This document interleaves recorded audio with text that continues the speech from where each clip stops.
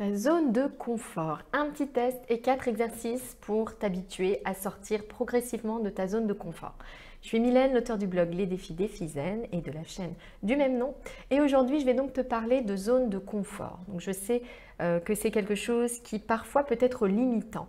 Notre zone de confort, en fait, ce sont toutes nos manières d'agir habituelles, donc toutes nos habitudes, toutes nos façons de penser qu'on a intégrées, on va dire, et qui parfois peuvent nous empêcher un petit peu d'évoluer, d'avancer, d'aller vers quelque chose de différent, quelque chose de nouveau. Alors ça fait partie de nous, c'est tout à fait normal d'avoir des routines et des habitudes, c'est rassurant et puis c'est même également un gage de productivité, de ne pas toujours être en train de tout remettre en question, mais d'avoir certains automatismes. En revanche, ça peut parfois nous limiter, nous empêcher d'évoluer, de nous développer, de nous épanouir et là ça devient un petit problème. Donc je te propose dans cette vidéo de voir ensemble 4 exercices, 4 étapes pour progressivement sortir de ta zone de confort. Ta zone de confort, comment elle se manifeste chez toi?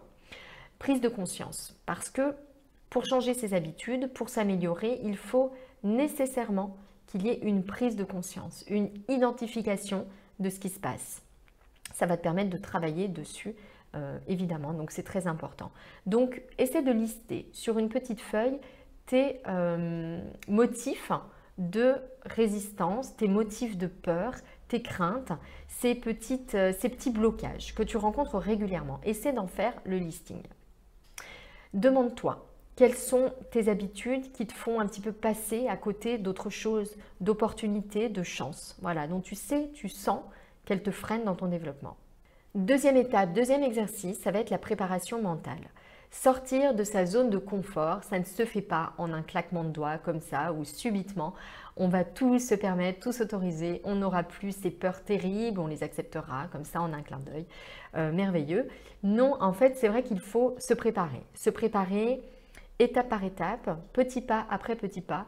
Et je te propose des petites choses simplement pour t'habituer à te mettre en mode action. Parce que souvent, on se freine, on se bloque, on ressasse ses idées de peur, ses émotions de peur et on n'agit pas.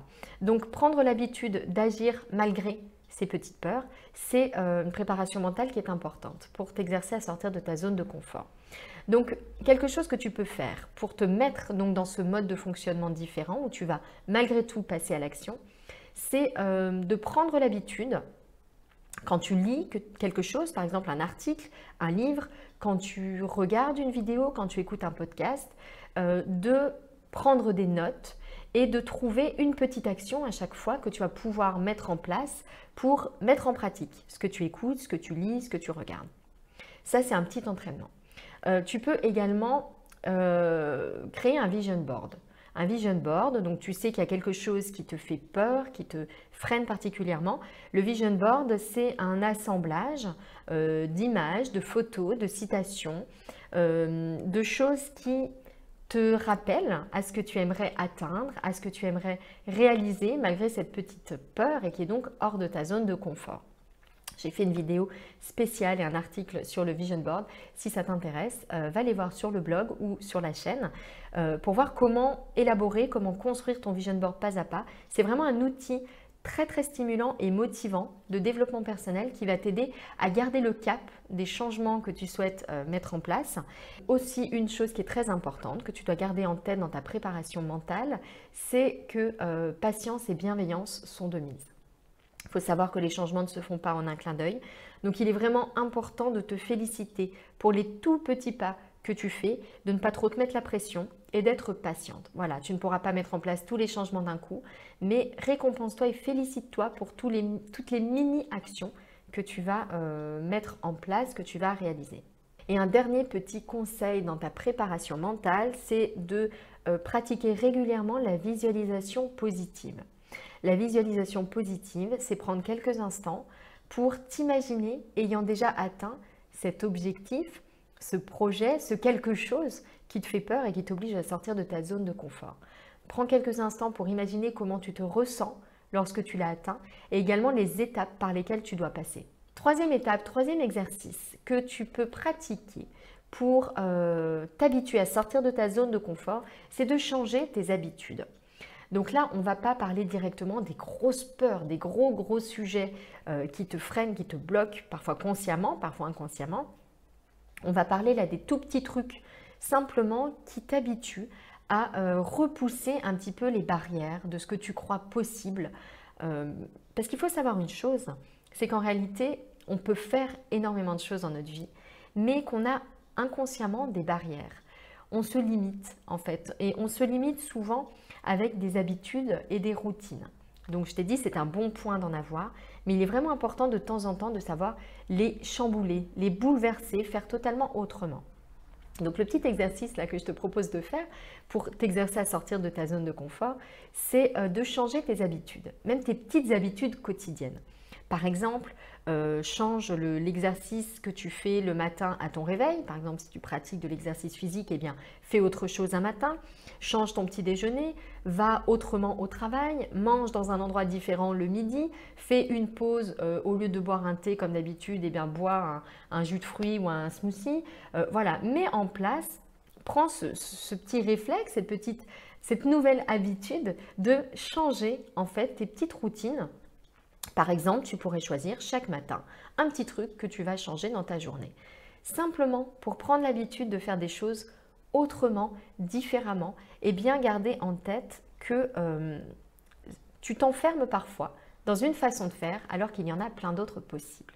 Là, c'est lorsqu'il s'agit de tes grosses peurs. Donc là, on a parlé des petites préparations, un petit peu d'une sorte de mise en bouche pour sortir de sa zone de confort.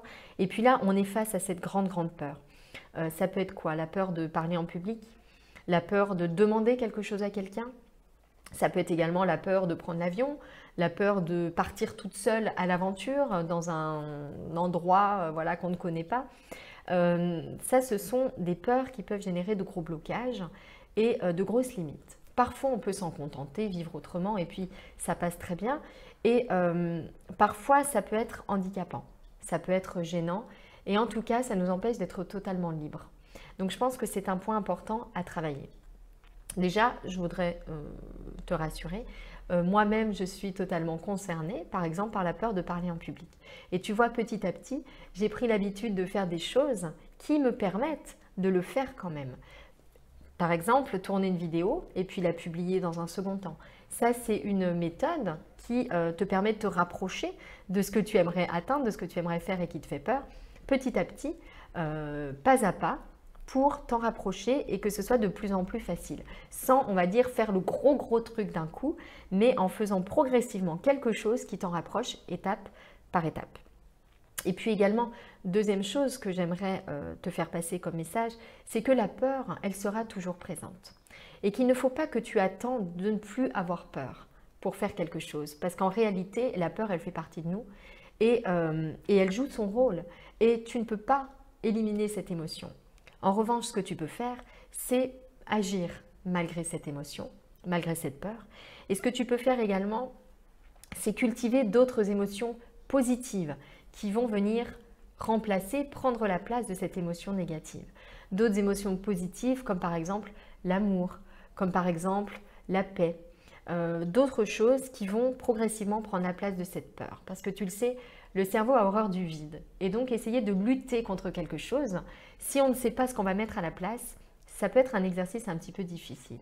Que si tu t'habitues à cultiver l'amour en échange, du coup, ça va naturellement prendre la place de la peur. Je prends l'exemple de parler en public. Tu as peur de parler en public, cette émotion est très forte, très présente. Essaie de cultiver à la place l'amour, par exemple pour les gens qui vont t'écouter, l'envie, le plaisir de leur rendre service en leur racontant quelque chose, en les informant sur quelque chose. Et progressivement, ça va pouvoir remplacer cette peur ou en tout cas l'atténuer un petit peu. Voilà les quelques conseils que je peux te donner pour t'habituer à sortir de ta zone de confort. Rendez-vous très bientôt pour une nouvelle vidéo.